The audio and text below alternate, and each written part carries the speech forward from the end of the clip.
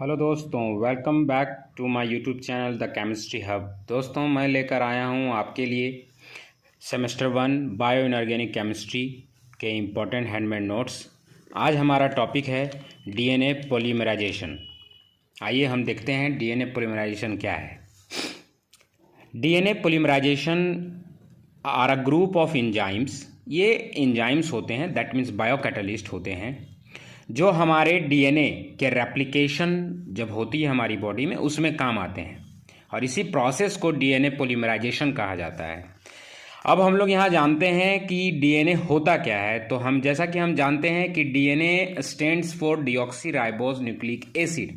That means ये एक nucleic acid का कंपाउंड होते हैं जो न्यूक्लियोटाइड बॉन्ड से जुड़े होते हैं।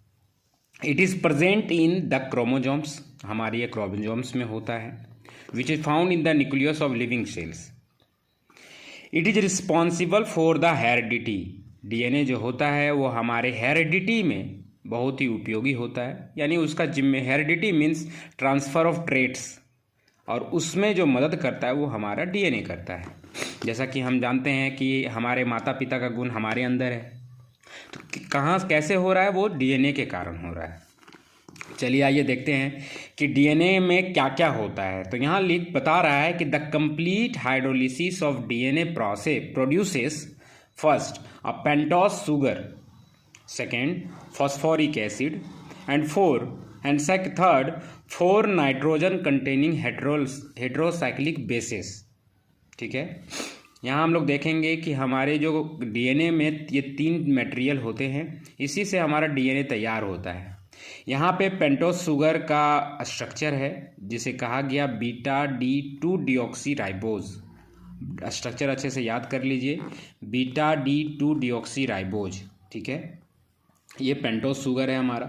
ठीक है, पेंटोस शुगर इसलिए कहा गया क्योंकि इसमें 5 एटम का साइकिल है, इसलिए। ठीक है, यहाँ हम लोग देखते हैं फॉस्फोरिक एसिड। तो आप फॉस्फोरिक एसिड पहले से ही जान रहे हैं। नेक्स्ट देखते हैं हम लोग 4 नाइट्रोजन कंटेनिंग हेट्रोसाइक्लिक बेसिस। ठीक है, 4 बेसिस जो हैं, जिसमें पहला है एडेनिन, नेक्स्ट है गुआनिन। यह स्ट्रक्चर अच्छे से देख लीजिए, इसे याद रखना है, एडेनिन एंड गुआनिन, जिसे पिरिमिडिन बेसिस भी कहते हैं।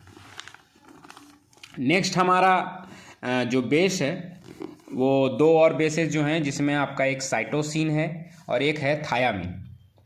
साइटोसिन, थायामीन, और यहीं अगर थायामीन नहीं रहा और या इसके जगह पे अगर यूरासिल रख दिया जाएगा तो वो आरएनए के लिए हो जाएगा, मतलब राइबोज न्यूक्लिक एसिड। आरएनए हमें नहीं पढ़ना है, हम लोग डीएनए पॉलीमराइजेशन पढ़ रहे हैं। आइए नेक्स्ट हम लोग देखते हैं, DNA are polynucleotides in which a number of nucleotide units are attached together by phosphodiester linkage between 5 and 3 carbon atoms.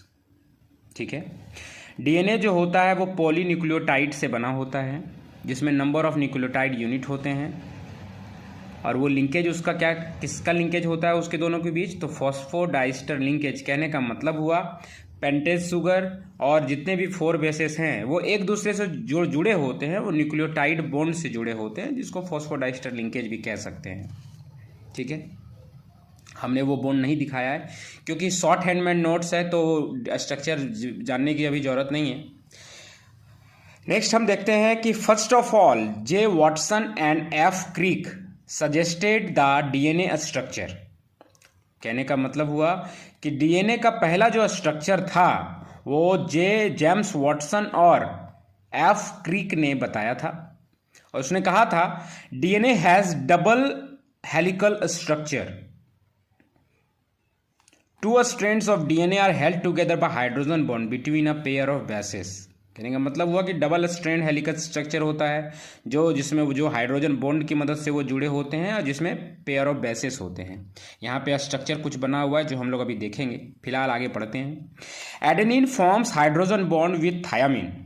कहता है कि एडेनिन जो है वो थायामीन से बॉन्ड बनाता है, जबकि साइटोसिन जो है वो गुआनिन के साथ हाइड्रोजन बॉन्ड बना के डीएनए का डबल हेलिकल स्ट्रक्चर बनाता है। ये रहा स्ट्रक्चर ऑफ डीएनए, जिसको अच्छे से बता दिया गया है कि साइटोसिन गुवानिन से जुड़ा होता है, एडेनिन थायामिन से जुड़ा हुआ होता है, जिसमें कलर भी अलग अलग कर दी गई है, वो अच्छे से यहाँ पे देख लीजिए। उसके बाद ये जो हेलिकल स्ट्रक्चर हमारा दिख रहा है, ये शुगर फॉस्फेट का बैकबोन से बना होता है, ये अच्छे से स्ट्रक्चर याद रखेंगे। नेक्स्ट हम लोग आके चलते हैं डीएनए पोलीमराइज का फंक्शन क्या होता है। तो हम लोग यहाँ देखते हैं द मेन फंक्शन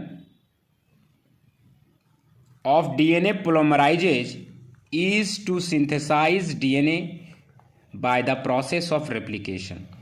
जो मेन फंक्शन डीएनए पोलीमराइज का होता है, जो कि ग्रुप ऑफ एंजाइम्स है, उसका मेन होता है कि रेप्लिकेशन प्रोसेस में डीएनए का सिंथेसाइज करना। दैट मीन्स जो हमारे बॉडी से दूसरी बॉडी में जो ट्रांसफ़र होती है ट्रेट्स, जो डीएनए का सिंथेसिस होता है, वो उसके लिए वो काम करता है। It is an important process to maintain and transfer genetic information from one generation to another. जैसे मैंने अभी बताया कि इसका मेन प्रोसेस है जेनेटिकली ट्रेट्स को ट्रांसफर करना। ठीक है, याद रखेंगे। यहाँ हम आगे देखते हैं they add deoxyribonucleotides at the 3 OH groups of the growing DNA strand. कहने का मतलब हुआ कि जो डीएनए पोलीमराइजेज है वो डीऑक्सी राइबोन्यूक्लियोटाइड में जो पेंटोस शुगर है, जो 3 नंबर कार्बन पे है, तो उस 3 नंबर कार्बन के जो अल्कोहल ग्रुप्स हैं वहाँ से वो ग्रो करता हुआ जुड़ता चला जाता है। The DNA strands grow in 5 to 3 direction by their polymerization activity. ठीक है, नेक्स्ट देखते हैं। कहता है कि DNA polymerase is the main enzyme responsible for replication in prokaryotes. DNA जो पोलीमराइजेशन है, जिसमें 2-3 तरह के होते हैं, जिसमें हम लोग 2 तरह का यहाँ पे केवल जिक्र करेंगे, डीएनए पोलीमराइजेज 2 और डीएनए पोलीमराइजेज 1। तो डीएनए पोलीमराइजेज जो 2 है वो मेन एंजाइम होता है किसी भी प्रोकार्योट्स के में रेप्लिकेशन में। नेक्स्ट यहाँ पे है डीएनए पोलीमराइजेज 1। डीएनए पोलीमराइजेज जो 1 है वो removes the RNA primer by 5'3" exonuclease activity and replace the primer by its polymerase activity in the lagging strand. यहाँ पे हम लोग देख रहे हैं कि 3 से 5 exonuclease required for proofreading and removes any incorrectly added nucleotide while replication। जैसा कि हम जानते हैं कि रेप्लिकेशन का मतलब ये होता है कि डीएनए का ट्रांसफ़र जो होता है, ट्रेट्स जो हमारे ट्रांसफ़र होते हैं वन जनरेशन से अनदर जनरेशन, तो बाय मिस्टेक अगर कुछ भी लैगिंग आता है तो डीएनए पोलीमराइज क्या करता है, उस लैगिंग को हटाता है, जो उसमें त्रुटियां आती हैं उसको रिमूव करता है और अच्छे से रेप्लिकेशन करने में हमारी मदद करता है।